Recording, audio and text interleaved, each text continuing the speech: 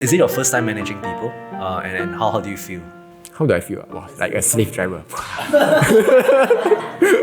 How do you think you can grow now by 10 times? Actually, I know the answer, but I'm super reluctant to do it.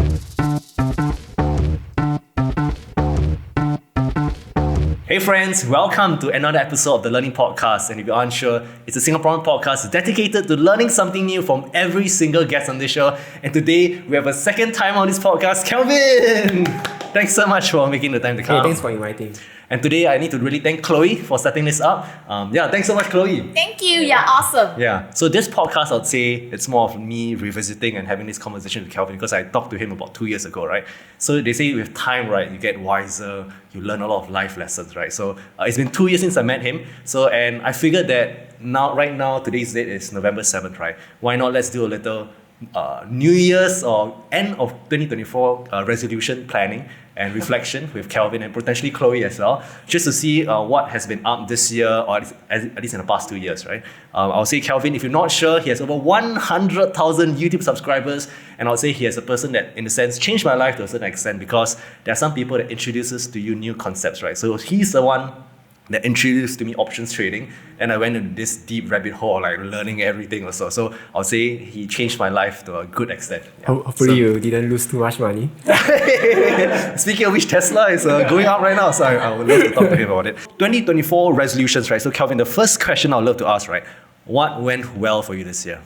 I think what went well is more like what didn't go bad this year. Well, what a perspective. No, so basically I have my second kid this year, still healthy, yes. So I didn't got cancelled this year, so that's another huge achievement. In a parallel universe, right, what do you think you can be cancelled for? Because I feel like, even in a previous podcast with Chloe, right, you mentioned like the fear of getting cancelled. Is it because you've seen other influencers getting cancelled and like...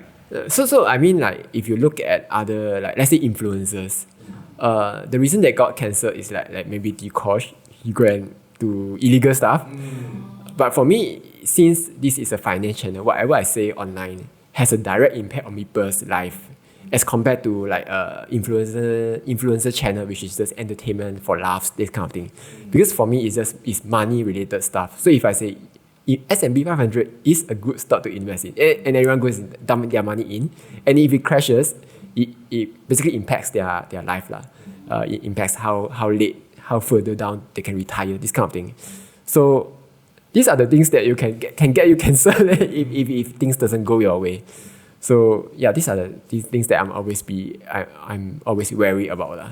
At that moment of time when that crypto crash all happened, right? What was going through your mind? Like, was it like a single comment? Was it your friend that messaged you? Like, what was that realization that really made you had the fear to like maybe revise your position on your crypto videos? I think you might also have potentially sort of deleted or deleted, right? Like, what was that process like? Because I'm sure, is it the comment you saw, I lost 6 figures, the hate you got, the potential hate, like what made you had that fear? Yeah, I think it's fine to get hate, especially if you've done something wrong.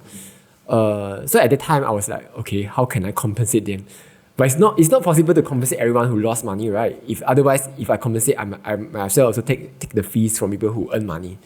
So there's nothing much I can do, like other than to say, if I see any more crashes coming, I could warn them beforehand.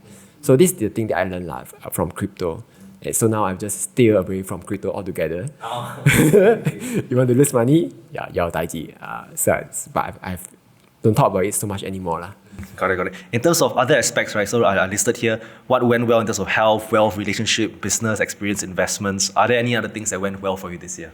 Okay, so for my kid is 4 years old now, but she has a bit of speech delay. So we brought her to see doctor, obviously.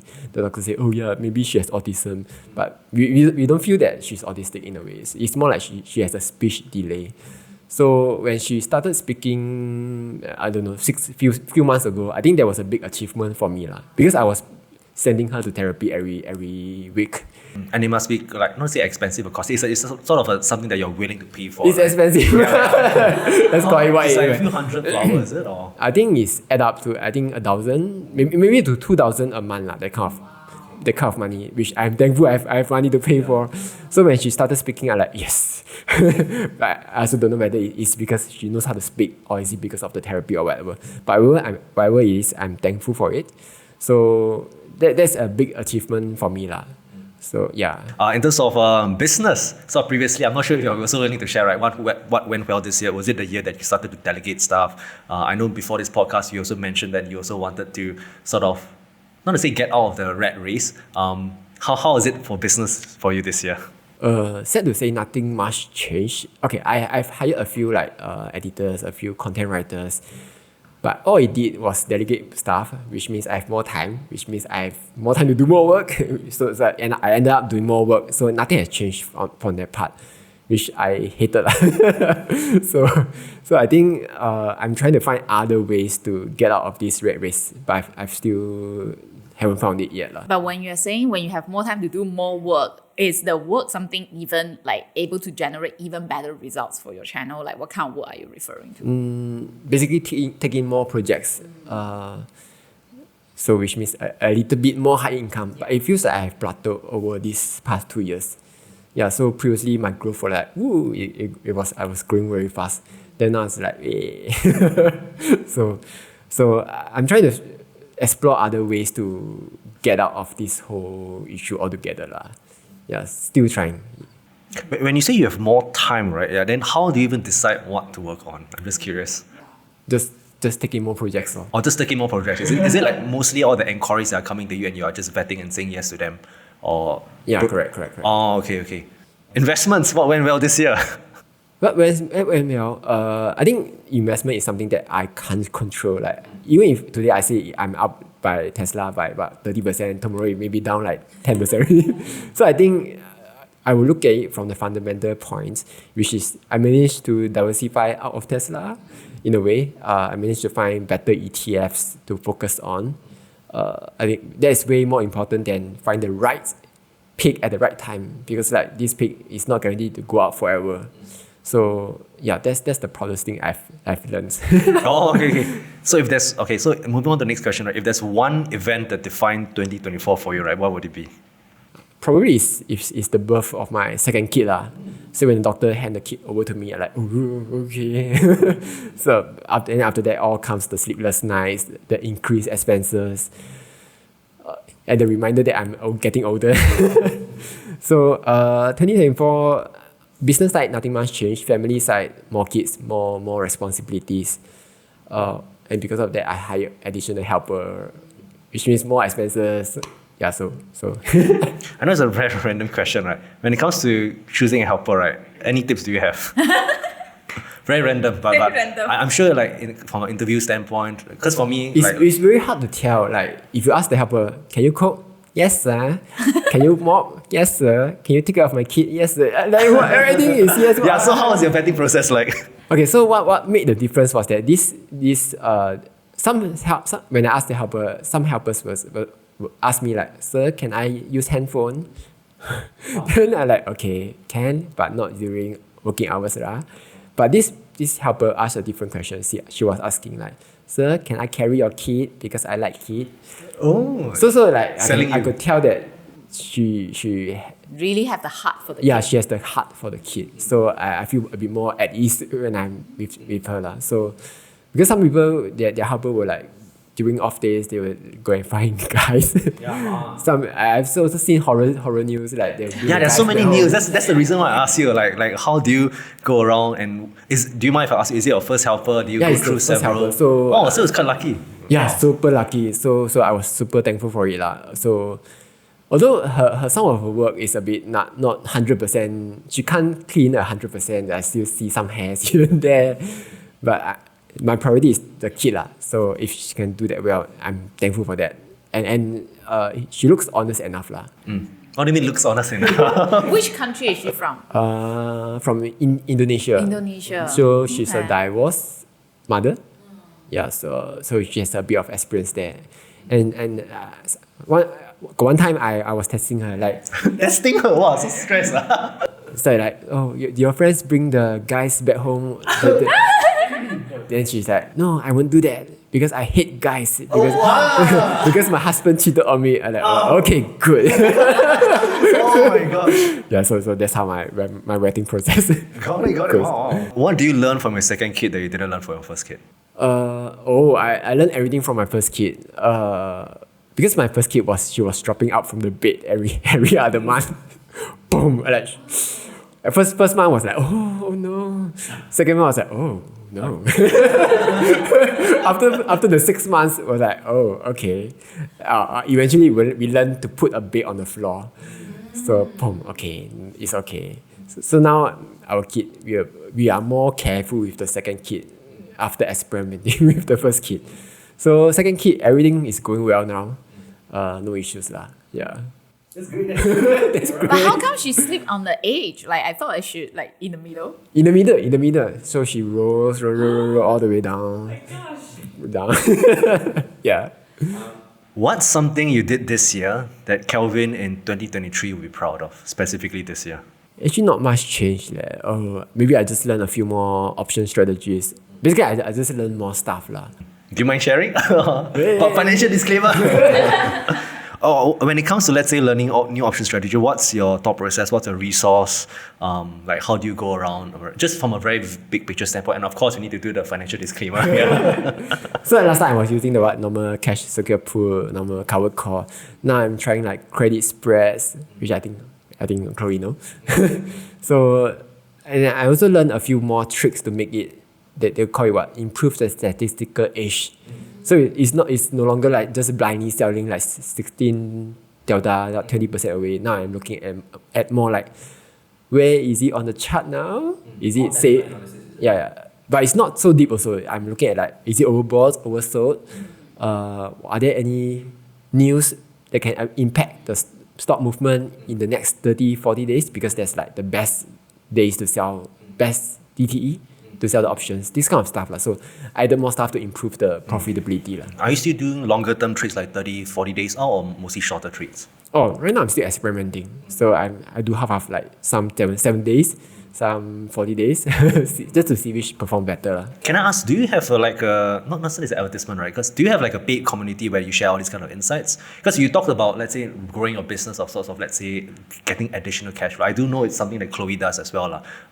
Have you ever thought about it? What's the thought process? Because I do know that you have a very hardcore active Telegram chat. Yeah. How is that?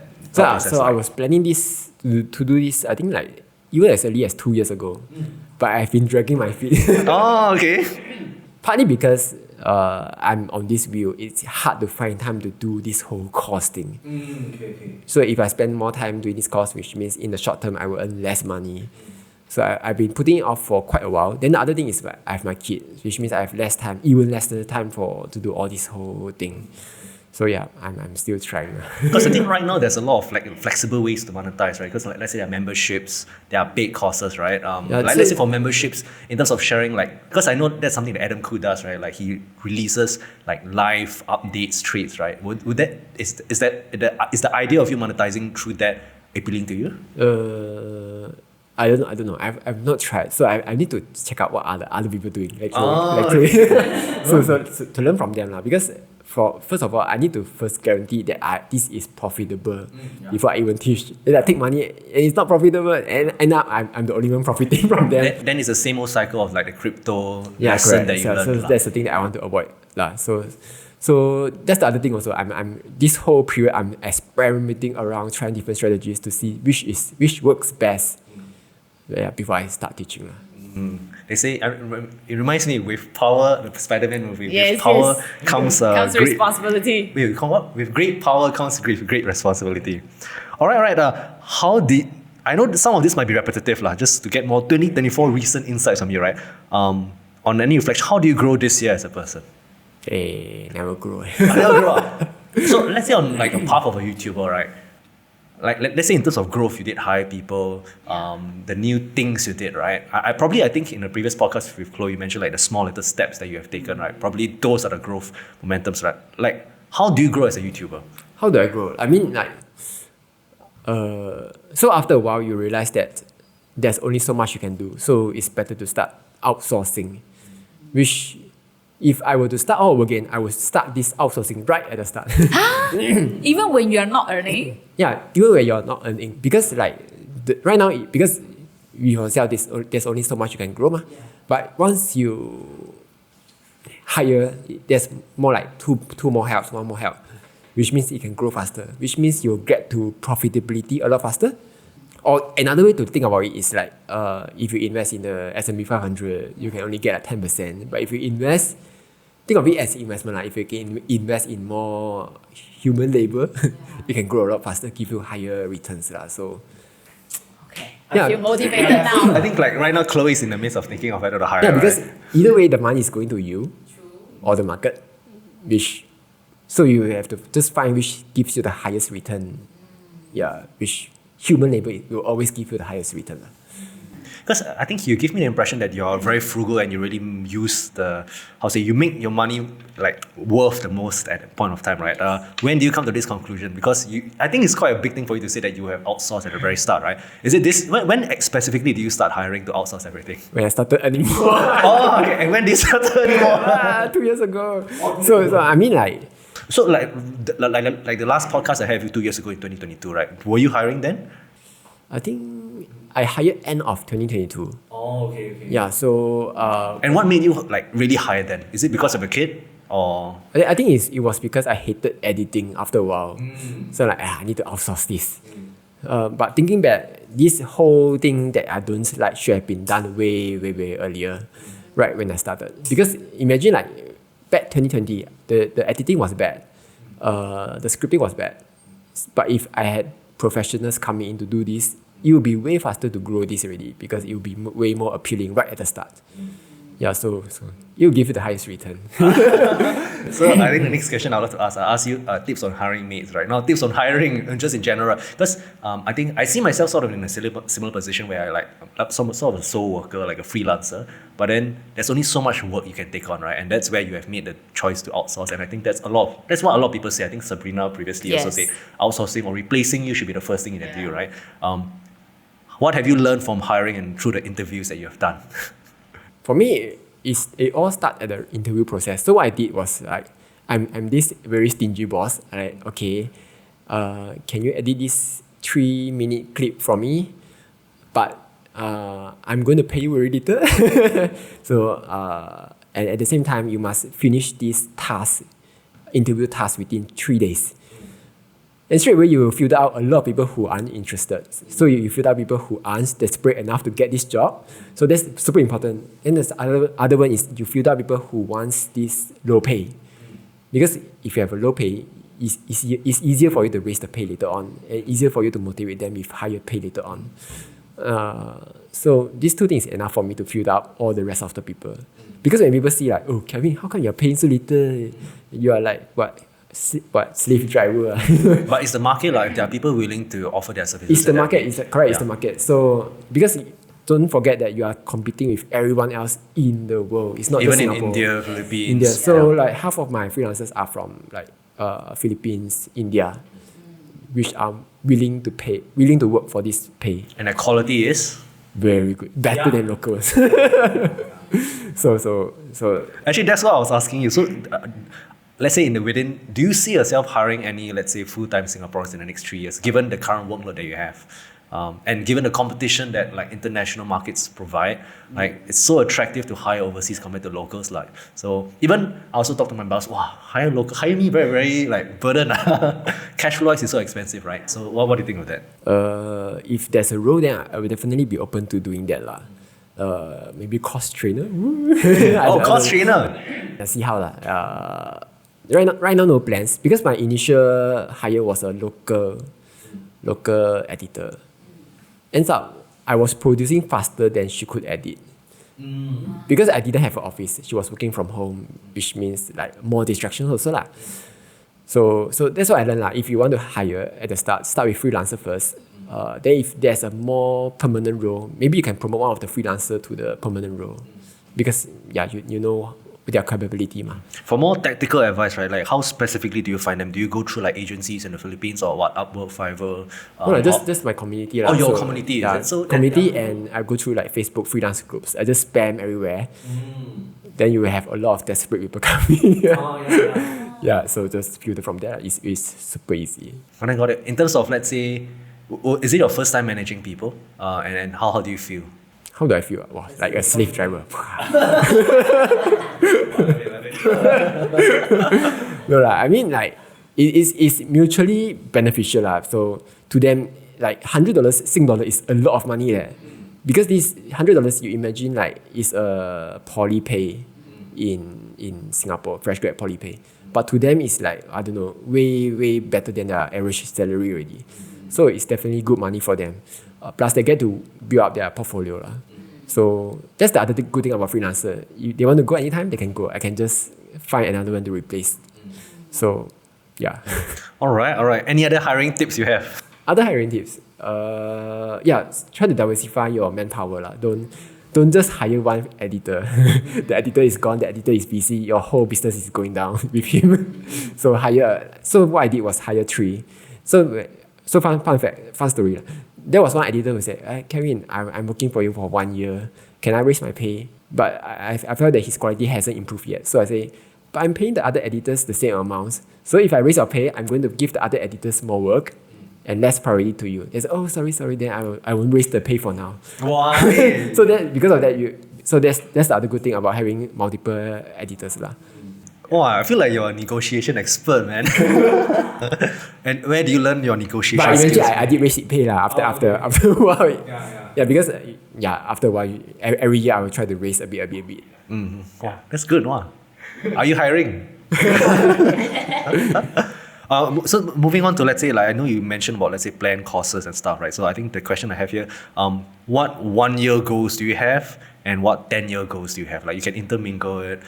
Things, let's say in the ideal future, right? You did say that you sort of want to get out of this rat race, or not rat race, of this system, right? I'm just curious to know, like, where your current vision is. In the ideal world, right? Let's say 10 years from now, what would Kelvin Learns Investing would be like? And I think you follow Chicken Genius. I aspire to be like him, where I teach not for money, but just to help other people earn money. So that's my 10-year goal, where I can not worry about money anymore and can still teach people through whatever, YouTube or whatever. So short-term goal, get there. Maybe the first step is to start charging people to... What monetization buckets have you thought of?